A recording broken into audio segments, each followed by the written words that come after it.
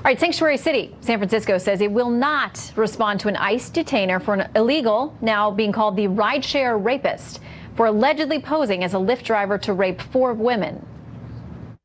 These assaults were violent rapes committed by a serial rapist, a sexual deviant predator who was not going to stop until he was caught. ICE is now calling out the city's sanctuary policy, saying, quote, the San Francisco jail does not honor ICE detainers nor notify ICE about the impending release of aliens in its custody. In doing so, the jail not only provides a refuge for illegal aliens, but also shields criminal aliens who prey on people in the community. Tonight's panel here to weigh in, Fox News contributor Leslie Marshall and radio host on WMAL, Larry O'Connor. Great to have you guys back and reunited this Wednesday. Shannon. Hi, Leslie. Hi, Shannon. Hi. Okay, so Leslie, what do you make of this? I mean, the state is obviously, and a number of the localities there in California have made it a point to say they will not cooperate with ICE. They disagree with how its mission is being carried out. Well, there are a couple of things. First of all, in San Francisco, it's really more so about funds and not alienating the undocumented community, of which there are many certainly here in the state, with helping law enforcement. Secondly, this alleged rapist did not commit any crimes prior to this that we know of. There's no rap sheet, wasn't in through the system before. And third, he's in prison. He's being held on over $4 million bail. He's not going anywhere. He's where I believe he should be and not be sent anywhere, quite frankly, where he could possibly harm another individual, even if it's in another country outside of our borders.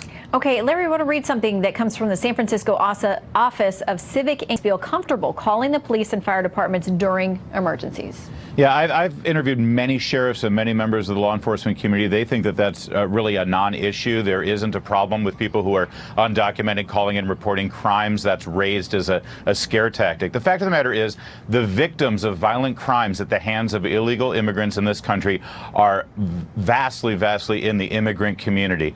If you really care about the health and well-being of Latinos and other immigrants in this country, if you don't want them to be victims of these violent criminals, then you really need to be tough on enforcing all of our laws. You can't have it two ways. You can't say, oh, well, this guy is now behind bars and he's going to stay there, but these other guys who maybe got picked up for shoplifting or for these petty crimes, we'll go ahead and let them back into the community and not have them face deportation. You ask anyone in law enforcement and they'll tell you that if they're doing petty crimes, they are more likely to move on to a bigger crime. The victims of these crimes are members of the immigrant community. We should actually care about those victims. Okay, so while California, and they continue to have a number of legal battles about their sanctuary state policies and other things that are going on there, that's not going to be over anytime soon. But in San Francisco, they're now also talking about letting people who are non-citizens and those who are here illegally vote in specific races, including school board races. Leslie, what do you make of that?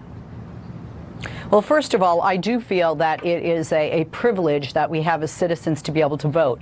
But as a parent who has 2 children here in California in the school system, I very much feel that parents need to be involved. And this is an area where we have seen, quite frankly, abuse, if you're speaking of those in the Latino community, of undocumented immigrants' children who have, unfortunately, have been victimized by some predators that have been in the system, and their parents and the children feel that they have no voice because they must remain invisible because they're frightened of deportation. I do feel that parents should have a say with not just curriculum, but with other choices in the school system. So I would say when it comes to the school board and the school officials, I am in favor of it, but not voting for any other reason other than have input in their children's education. Based on what principle and value do you draw that line? I mean, most of the funding for those schools comes from the federal government or from the state government. So based on the principles and values that you just laid forth, Leslie, those same undocumented immigrants should be able to vote for president, should be able to vote for Congress, should be able to vote for Senate,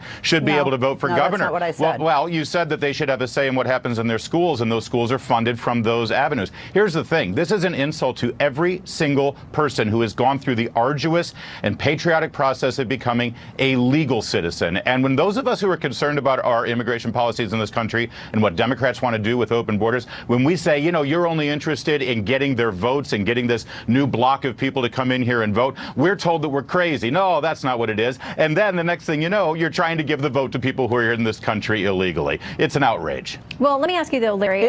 San Francisco Supervisor Hillary Ronen says this is a no-brainer. Why would we not want our parents invested in the education of their children? My response is the same. Okay, why do you draw the line there? They should vote for mayor. They should vote for county. They should vote for state. They should vote for federal government. It's ridiculous. If you're living in this country, apparently you have some kind of vested interest in what your elected officials are doing. So why not give them the vote across the board? If you're making this decision based on principle, I don't understand the principle being employed here that yes, you can only vote for school board, but nothing else. Quick final word, Leslie. We got to go.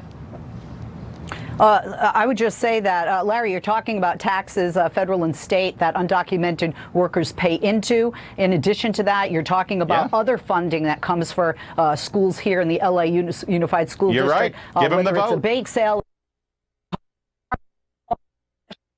I say if they're paying their fair share and they're working out there to make the schools better for their children, they deserve to have a voice. There you go. They'll have the vote to president. Absolutely. Makes sense. Okay. All right. Hey, Leslie, you won him over. That didn't take long. Oh, no, I don't agree, but at least she's being consistent now. All right, Leslie and Larry, great to have you guys.